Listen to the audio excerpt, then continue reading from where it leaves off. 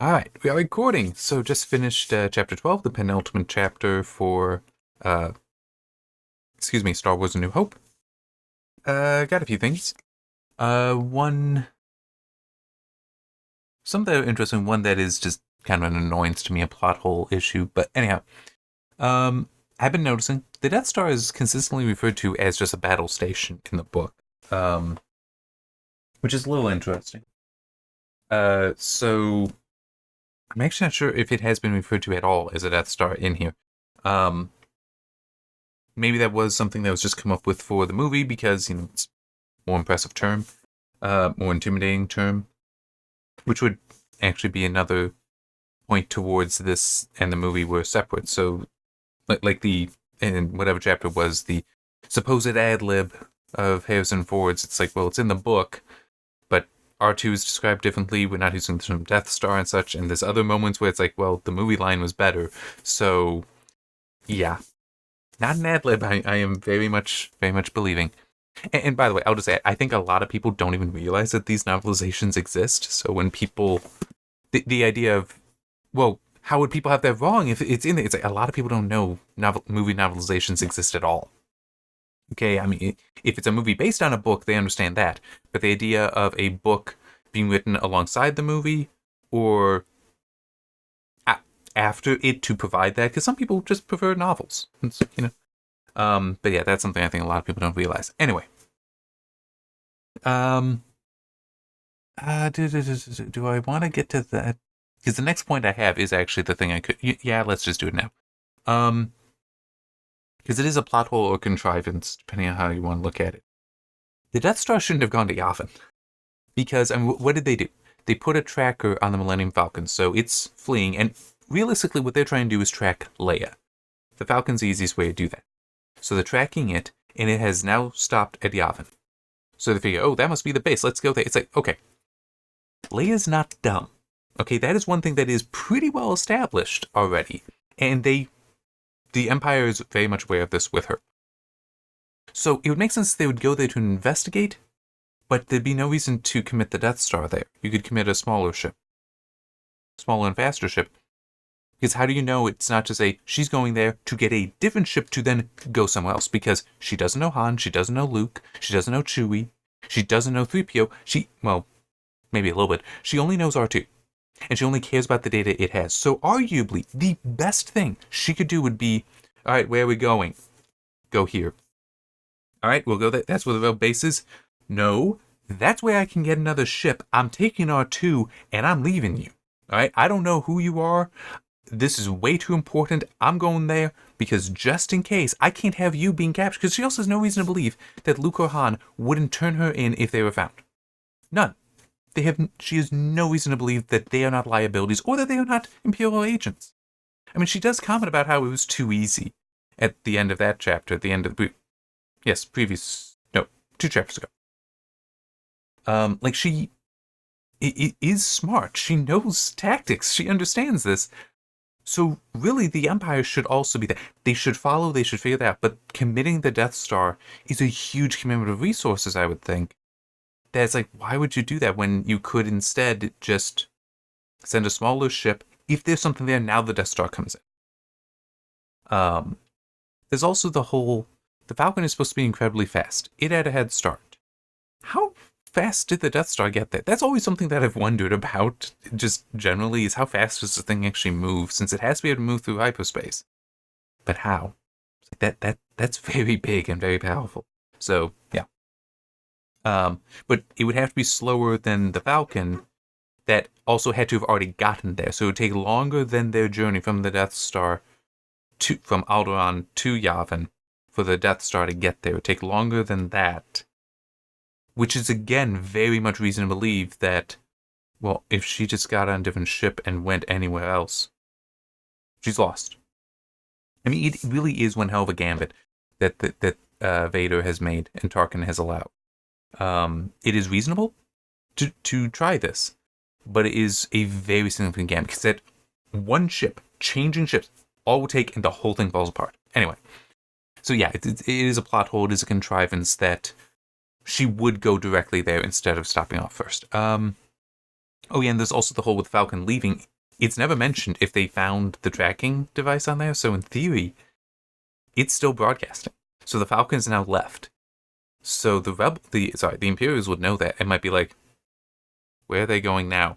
Should we wait and see that? I was like, these are very reasonable questions that would be asked, but there's no indication that they're asking it. That's kind of part of this contrivance here, that they accept one piece of information but not the other. But also, I just want to add, if the rebels did find it and turned it off, that would be dumb. Seriously, you don't do that because you know they're following you. So it's like, all right, we can now use this to lay a false trail. If you turn it off, they will know it has been discovered and somebody was there to discover it, so that's worthy of investigation. Yeah, anyway. Another thing, Death Star should have constant TIE fighter flights around it. Because it is basically stated in the book, and I think it's more so just implied in the movie, that when the rebels are flying to it, they don't encounter any defenses. It takes a while before, like, they have to actually be there for the surface defenses to come into play. But it should be actually a larger number of flights, because the Death Star is so large, they should have multiple covering it that would be specifically for something like this. Like the moment you drop out of hyperspace, you're doing that. Because it's the Death Star is big and immobile, and in theory, things could slip by. It's like, why do you necessarily believe that these small fighters would always be picked up? I mean, stealth technology is not unreasonable, but it still is big sky, tiny ships, hard to necessarily spot. So even with radar systems, because there's a lot there, it's not going to be the easiest to find. So at least until they're very close. So you would want TIE fighters out there, especially if you could have them equipped with sensors to help improve your coverage. So yeah, it's sorry, that's just a tactics thing where it's like, also to my knowledge, we do with aircraft carriers in the American Navy do have flights constantly up that are just monitoring around. And it makes sense because an aircraft carrier isn't really a weapons platform. It does have some weapons, but it's not much. It's actually, fun fact, they can travel very fast because they don't have a keel. You need a keel, which is basically under the ship. You have an extra thing that goes down like that. You need that on battleships and such because when they fire the guns, it can actually tip the ship over. So you have that keel there to resist. You don't have those large guns on an aircraft carrier. You do have surface guns for anti-air kind of stuff. At least that is my understanding. But those aren't going to turn the ship over like that. And because you don't have a keel, those things can get silly fast. Like, when I learned this, and it was decades ago, to be fair, there was like, yeah, they can hit 40, 50, 60 knots, even, I think was mentioned. So it's like, you can actually, like, water ski behind an aircraft carrier when it's going at full speed. It's kind of crazy. But it is definitely, you would have flights up around it the entire time, monitoring things, watching the sky. And if something comes in, they react to also buy time until you can get more into the air. So it's, the Death Star should be having similar behavior. I mean, even if it is well, that's different. That, the Death Star is fake. It's like, yeah, but it's the Imperial Navy. These are supposed to be professionals. They would come to similar conclusions as our own. That's very reasonable.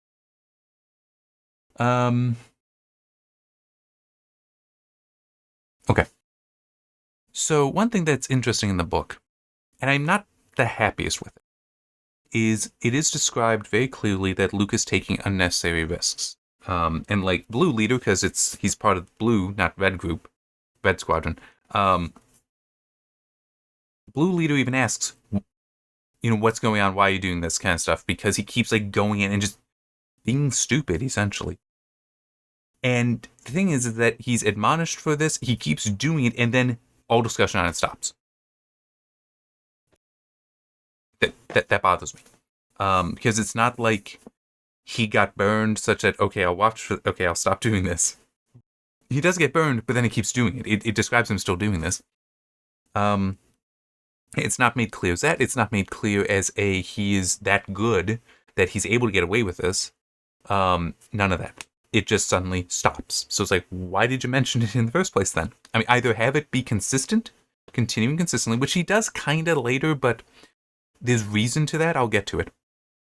Like, there's reason there. So it's like he just stops so that you lack that consistency, and it's also not explained. So it's like, if it was okay, that one was close, I'm going to start sticking close to Biggs and not going off so crazy. It's like, that would be reasonable, but yeah, not what they did.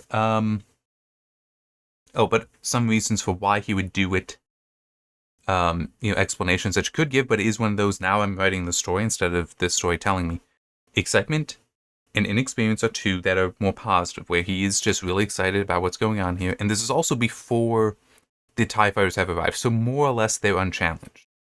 Because while, yes, there are the surface guns that are firing at them, they are the X-Wings and Y-Wings are so fast, so maneuverable, and those defenses are so static.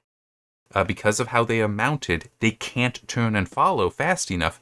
They're almost unchallenged. They are being shot at, but it's, if you're basically paying attention, being cautious with your flight, they're not a danger. Is how it's kind of described. It's even it might have been Porkins. I don't remember, but one of them it described that only because he was basically distracted and started flying slower and lower, that then he was shot by the ground defenses, and that was it.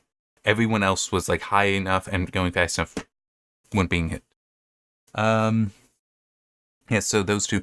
Then Death Wish and Vengeance would be two other reasons for why he's being so reckless. And a Death Wish is not unreasonable because Obi-Wan died not too long ago. And it's possible that it's still Uncle Owen and Peru, who died a few days ago. All that together is giving kind of a Death Wish. Never touched on. And Vengeance is also kind of obvious one thing. But yeah, so I just, you mention it, but then you drop it. I'm not happy with that.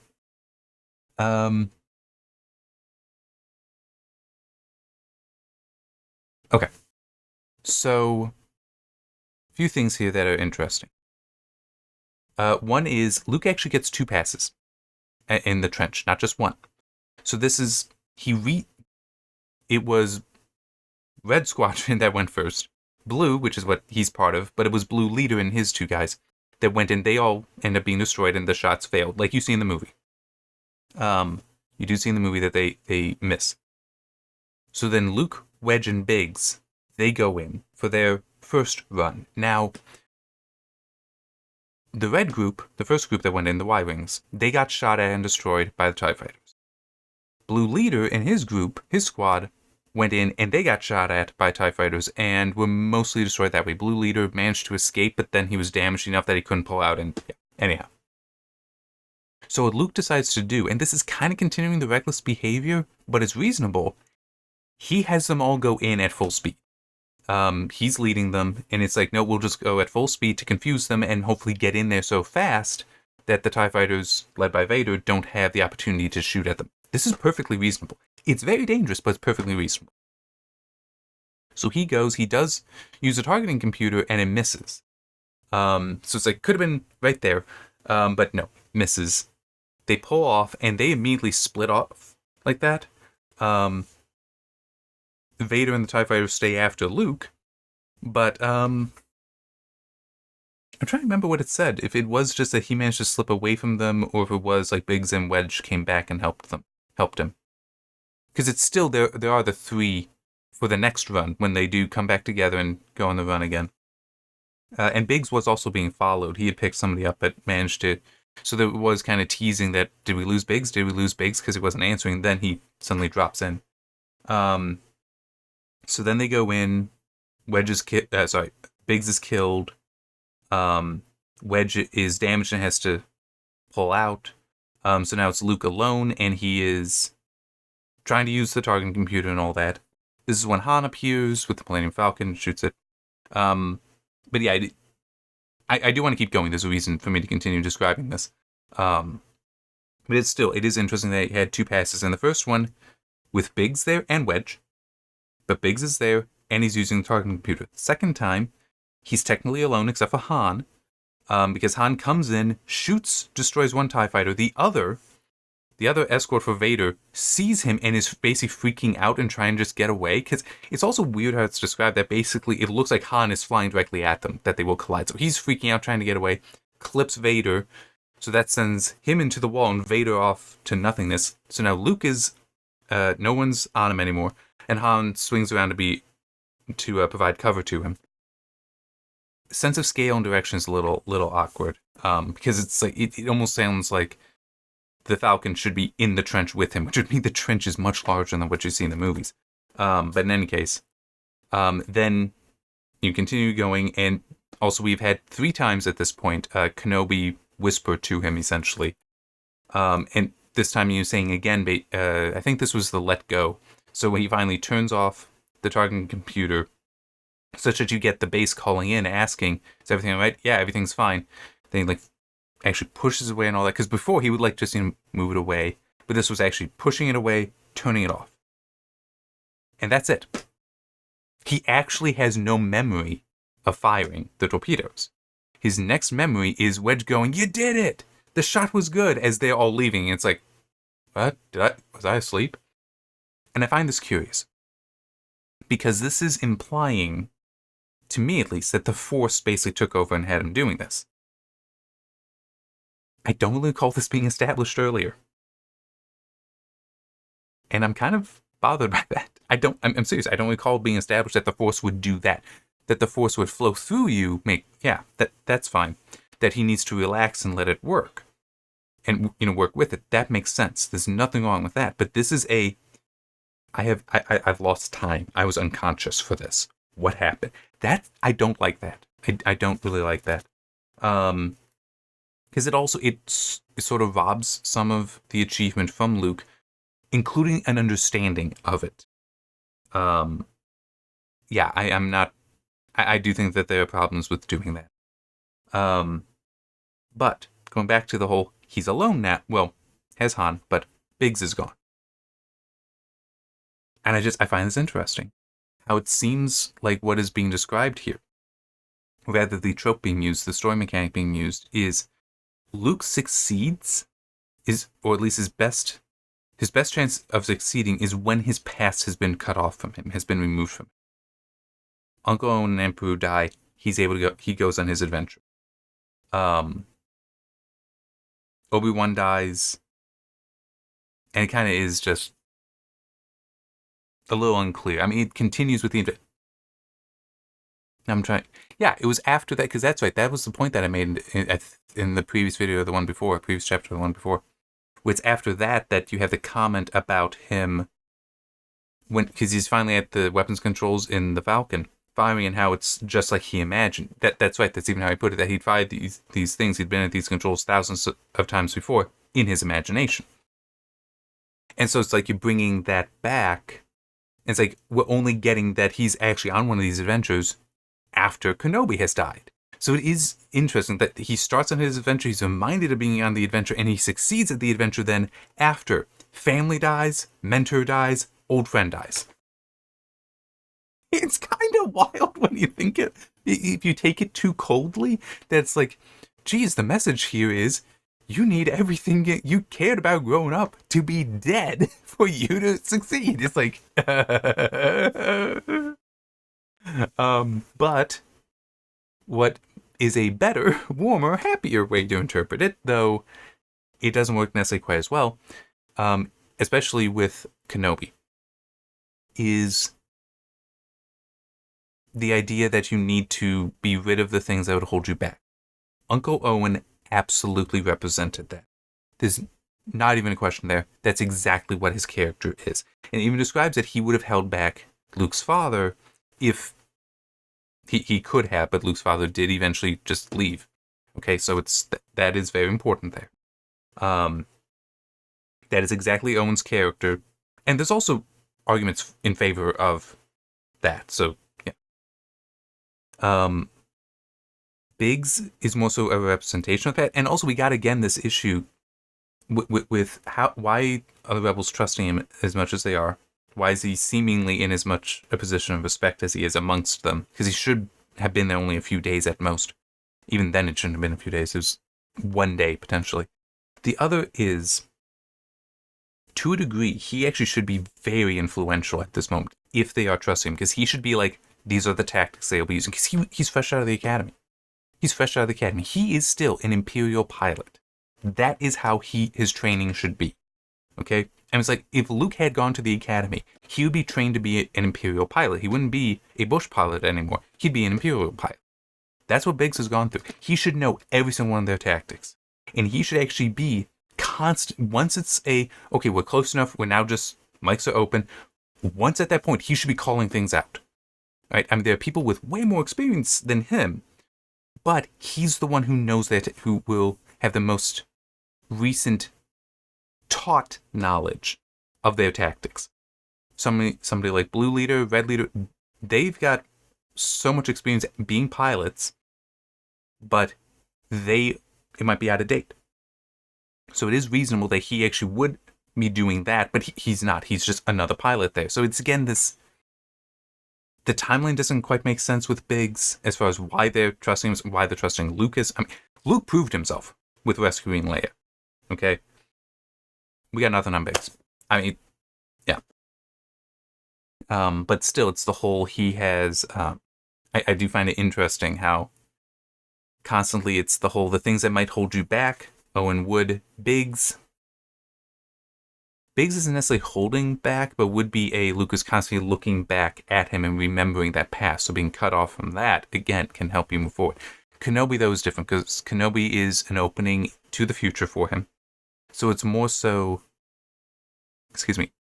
I guess that his death is the whole, I'm going to become more powerful than ever before kind of thing. More powerful than you can possibly imagine. So it's like, it seems to be more so serving that, something more utilitarian than philosophical. Last point I have here, that is interesting, because they could do it in the book. They definitely do it in the movie. It is kind of a movie device. But it is very much something that I wish was in the book, which is you do not have the juxtaposing of the Rebel base and the Death Star. It's not going back and forth with the whole, closing in on being able to open fire. And the reason why I don't like it's not there is that's an important stake to have. That they are in danger, that there's a time limit here. Nope, it is not presented in the book. The Death Star is there, but there's no countdown, there's nothing, there's no time pressure at all that's being depicted here. Kind of annoying, isn't it? Because it's like, okay, so you can take your time doing this. Yeah, it is weird. Oh, also one other thing is it does kind of mention that it's like the TIE fighters, it says came out from the other side. It's like, you only have fighter bays on one side of the Death Star? I mean, which actually isn't true, because it does describe that Luke, when he's flying around, is going by like protuberances from from ship bays, which you'd think that there would be TIE fighters nearby, but apparently not. Or at least Vader's on the other side, but you'd still think it might be faster for him to just like take an elevator through a turbo lift kind of thing. Yeah.